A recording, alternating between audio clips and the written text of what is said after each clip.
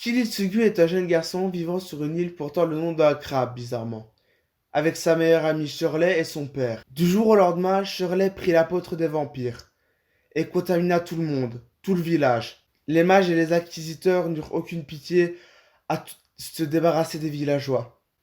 C'est à ce moment-là que Natalia Kaminski, une assassin professionnelle, débarqua sur l'île, en sauvant Kiritsugu. Elle lui demanda si il connaissait un mage sur cette île. Kiritsugu savait de qui elle parlait. C'est pour ça qu'il prit la décision de tuer son père. Après cet incident, Natalia Kaminski éduqua Kiritsugu, puisqu'il n'avait plus de chez lui. Elle l'aida à devenir un assassin.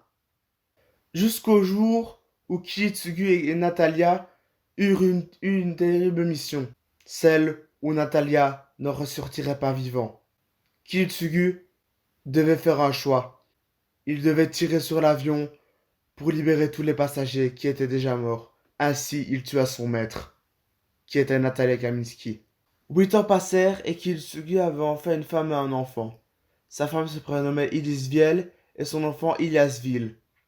Il avait été embauché par la maison des Hensberg pour devenir un maester. Oui, il s'était fait une réputation dans le monde de l'assassinat, celle du tueur de mages. Devenir maester était contre ses idéaux d'un monde de paix. Mais s'il devait le devenir, ce serait celui de caster ou de berserker. Malheureusement, le choix n'en fut pas là, et il devint le maester de Saber. Ensemble, ils affrontèrent de grands ennemis, notamment Archibald et son servant Lancer, ou encore Ryunosuke et son servant Castor, ou même Waiva et son servant Rider. Mais il y en a un qu'il redoutait par-dessus tout. Son nom, Kotomine Kirei. Lui et Kirei étaient les mêmes, mais à quelques exceptions près. Un voulait le bonheur des autres et la paix dans le monde. L'autre voulait voir les gens souffrir et rigoler du malheur des autres. Pendant que Kirei enleva Elysiel, Kiritsugu se renda pour leur combat. Ce fut un combat très acharné. Au moment de leur combat, Elysiel devenait la coupe du Sagral et les absorba tous les deux. Quand Kiritsugu fut absorbé par la coupe du Sagral, le Sagral lui montra ce qui allait se passer s'il réalisa son souhait.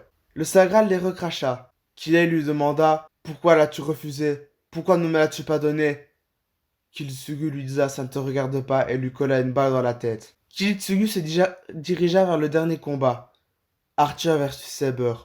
Heureusement, il arriva à temps, et ordonna à Saber de ses 3 derniers sauts de commandement de détruire le Graal. Malheureusement, le Sagral, cette machine à saut omnipotent, n'est en fait qu'une machine à détruire. Elle ravagea Fuyuki et tous ses alentours. Kiritsugu était paniqué, il ne savait plus quoi faire. Il chercha des survivants. C'est à ce moment-là qu'il trouva un petit garçon. Et tout ce qu'il disa, c'était merci, il est vivant. 5 ans passèrent. Kiritsugu tenta de revenir chez les Hensberg, mais le chef de la famille ne lui ouvra jamais les portes, vu qu'il n'était pas revenu avec le Sagral. Ce fut la dernière fois qu'il verra sa fille Iliasville.